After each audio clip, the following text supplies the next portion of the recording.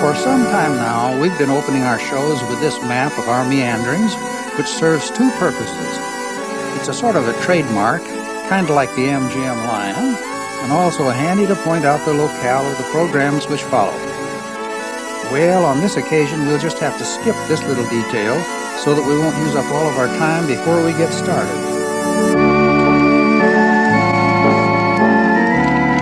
We recently purchased this Thomas electric organ, which is capable of producing a variety of beautiful, wild, and wonderful sounds. I still can't play a tune all the way through without hitting a few clinkers, but I was determined to try to record some background music for our slideshows. The question was, which will be the most painless show to start with?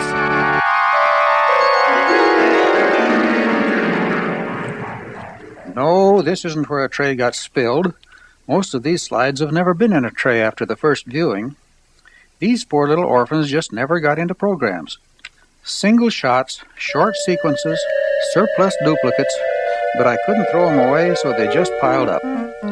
Well, we'll look this mess over and try to organize a show that we'll try first on guinea pigs and white mice, and if they survive, then we'll take a chance on some human volunteers. At least, there should be plenty of variety in it.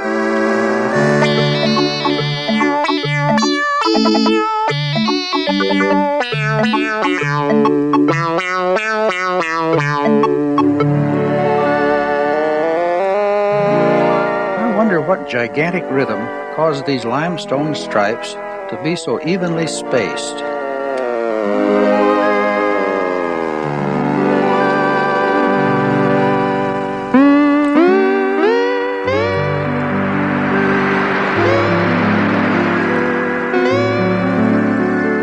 Once in a while, you get lucky enough to snap one at exactly the right instant.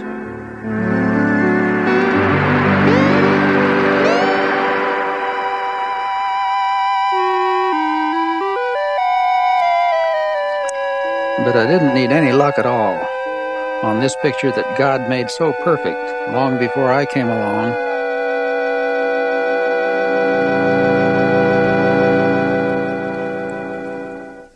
Okay, I guess we got enough things and stuff for a show, so that's what we'll call it.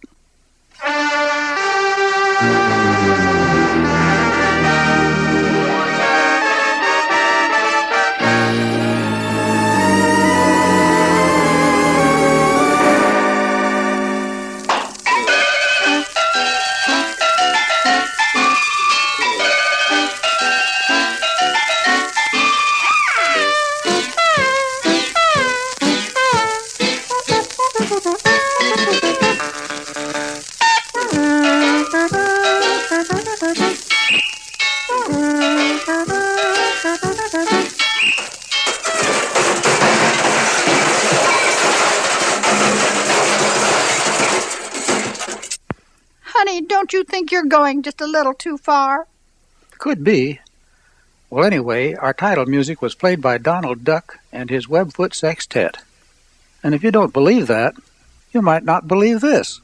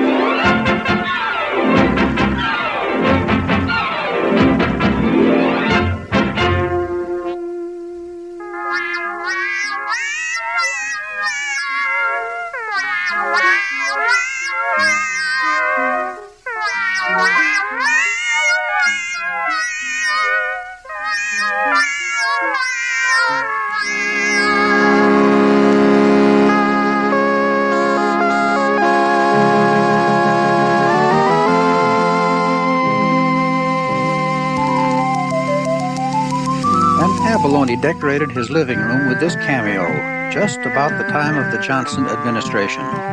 So that's who we figured it must be, Lyndon Johnson. We'll never know for sure, because unfortunately, just as his masterpiece was discovered, the abalone passed away.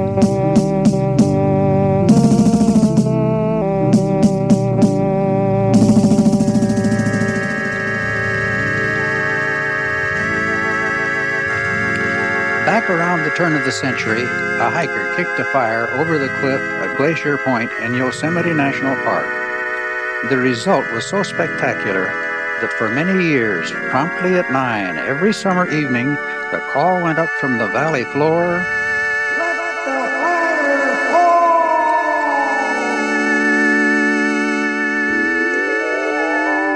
fall!" Perhaps you've heard of the Cristo Curtain in Colorado, supposed to be the world's most colossal work of art. 800 tons of concrete, 5,500 tons of steel cable, 200,000 square feet of orange nylon. Well, on 2 attempts, it survived less than 24 hours before it succumbed to the juniper-scented breezes.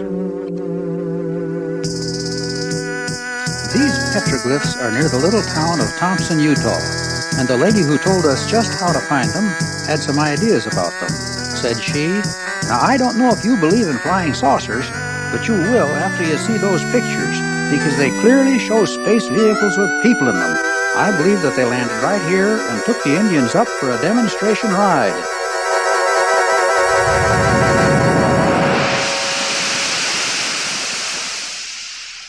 Okay, do you see what she saw?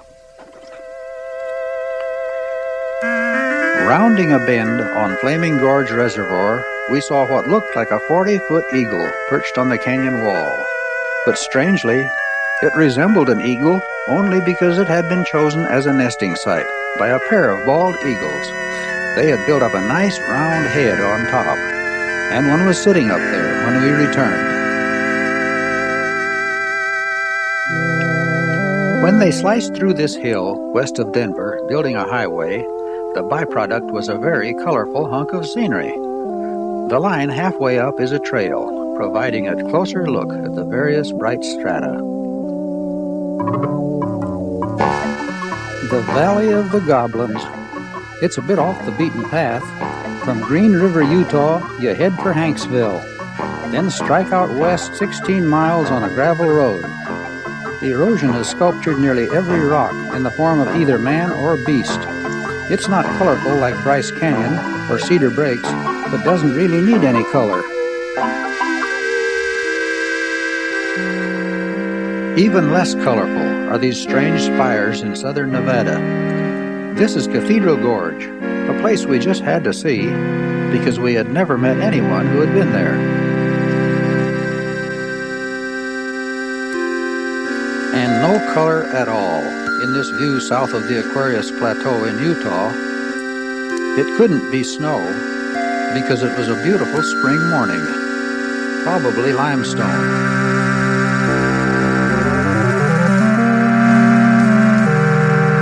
I'm sure you've heard of Watkins Glen, New York.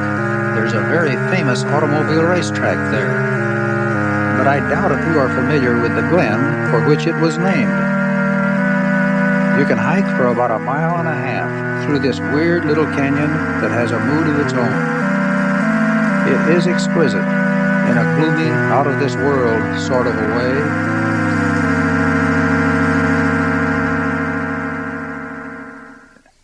Now let's examine some of the unusual things that we have found in nature. We'll call this the How Come section.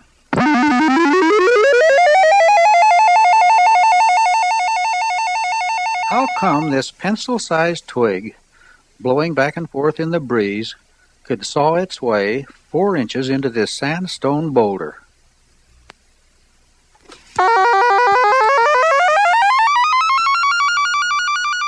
How come this little breaker comes rolling up this otherwise placid river? This is the famous Bay of Fundy tidal bore. We could see it coming for over a mile. As the tide comes in, one would expect it to just gradually get deeper, like it does every place else. So again, we ask, how come?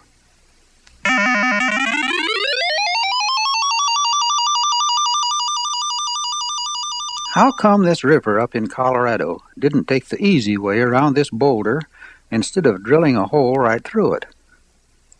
And how come it's so perfectly round and straight?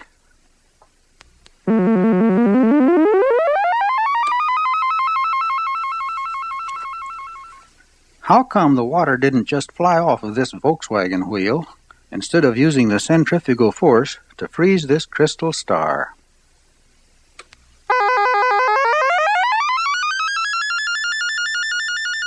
How come I included this plain old twisted log? You've seen a million of them, but not like this one.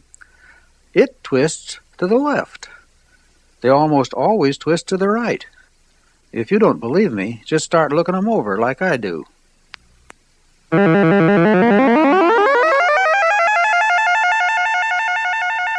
How come when a rockhound in New Mexico busted this chunk of agate in two, he found this owl inside, complete with eyes, beak, ruffled neck feathers, legs, and even a mountain peak in the sunset glow to complete the picture?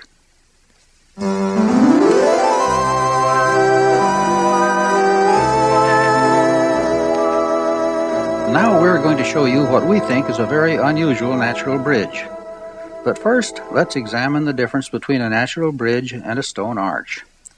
Bridges are formed when a stream flows around a decided horseshoe bend, as seen on the left here, and erosion gradually narrows the base of the horseshoe until it breaks through, leaving a bridge. So natural bridges are always down where the streams are, in the bottoms of canyons. A good example is Sipapu Bridge in Natural Bridges National Monument. Arches are formed when the sides of high-standing fins of rock are worn away by rain, wind, and even more by expansion and contraction due to temperature extremes. Delicate Arch in Arches National Monument is perhaps the most pictured arch in the world, but never from what I think is the most interesting side, way up there on the very top of the ridge. Tonto Natural Bridge east of Phoenix is unique because of the length of the flow beneath the bridge, nearly 300 feet. It is reached by a rather rough trail, and as we descend, we realize its enormous size.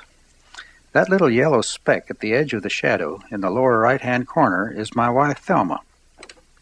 As we enter this immense grotto, we find that the cutting was done by a mere brook, with the help, of course, from flash floods. Halfway through it broadens to form a small lake, from which the caretaker claimed he could pull out a nice trout any time. Limestone, brought down by water seeping through the very thick roof, has decorated the walls, but not to the extent that there are any stalactites. I know of no other place quite like Tonto Natural Bridge. Here is another interesting hole in a rock. Maybe we should have just called this show Holes in Rocks. A gentleman by the name of Christensen, who was an artist and a miner, decided to pool his talents and carve a home from the solid red sandstone of eastern Utah. He blasted and chiseled out about 50,000 cubic feet, hollowing out enough space for a 5-room dwelling with all of the creature comforts one could desire. It is now on public display, and if you are ever traveling in that area, it is worth seeing. An interesting feature is the fireplace flue, simply a hole drilled straight down 40 feet from the top of the rock. An interesting geological oddity in Arizona is identified by the proximity of Montezuma's Castle. This ruin is well known to many who don't take the trouble to drive the short distance to Montezuma's Well. At a glance, it appears to be just another desert oasis, but it is there because of a very unusual train of events. A volcanic eruption dammed up a valley and formed a lake over 40 miles long. Then a thick layer of limestone was deposited on the lake bed. Eventually the lake drained and the limestone was forced up to a much higher elevation. A water pocket formed, being fed by springs at the bottom of the pocket, which provided enough pressure to support the roof. You see this on the left of the picture. Then the water pocket sprang a leak about 1/4 of the way down from the top, draining into a nearby stream. As the roof was no longer supported, it collapsed, and the lake we see today was formed, 450 feet across and about 55 feet deep. Erosion has destroyed much of the evidence that geologists have had to uncover with great difficulty. Here is an aerial view showing the lake and the adjacent stream into which the leak is pouring over 1.5 million gallons a day. It's not really a well, and Montezuma never heard of it, but they call it Montezuma's Well. Now for a change, here is a hole in something other than a rock. How about this perfect hollow log, about 5 feet in diameter, with a 20-inch opening? And how about that little fishing boat that just happened to anchor in the right spot? We found the remains of this poor little guy on a beach in Alabama. He was so hard that he seemed to be almost petrified. Then we discovered the reason. He has no skin, no scales, but is completely covered with a hard shell. It has holes through which his tail and fins protrude so that he can get around. Aren't those markings which cover the shell marvelous? It appears that man was not the inventor of the wheel after all. Later I met one of his cousins at Marineland and learned his name, Cowfish. Well, he did have a nose, kind of like a cow. Cristates are strange deformities found on saguaro and organ pipe cactus. It is estimated that only about one plant in every 2,000 is so afflicted. However, we have managed to locate and photograph 2 or 3 dozen cristates. When we found our first one, we were told that no one knew just what caused them. But they must have found out, because now cactus fanciers are producing them at will, even on little houseplant varieties.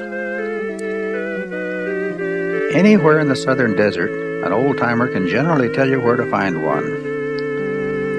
The structure of the plants, which are generally very straight and orderly, seem to go crazy, resulting in gorgeous patterns resembling the question marks on a Persian rug. We found this cristate in Organ Pipe National Monument about 30 years ago. When we went back to see how he was doing, we had trouble locating him. And when we finally did find what was left of him, it was like nothing we'd ever seen before. I wonder who this is, with his beady eyes and his wrinkled chin. And this has to be a female showing off a new bonnet. She's one of my favorites because she's so perfectly symmetrical. And here is one of the strangest. Perhaps this guy just had more imagination than the rest of the tribe.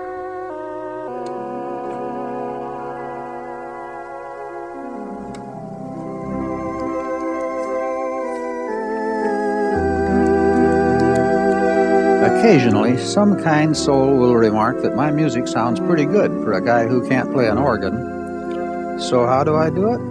Well, I cheat. I cheat by using this multi-track recorder. I can put it in just a little at a time, but it comes out all at once. So I build my music much the same as you would build a house. First, I lay down a foundation.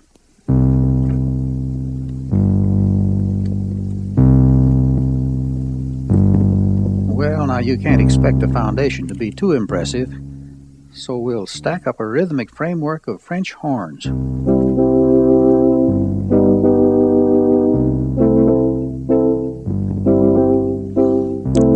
Okay, now we'll stir up a batch of fiddles and violas and spread a melody over this framework.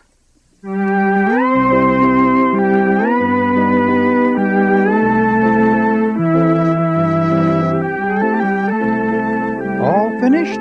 Well, not quite. We wouldn't consider moving into our little house without a paint job and some landscaping, so we'll add some color with the woodwind section. You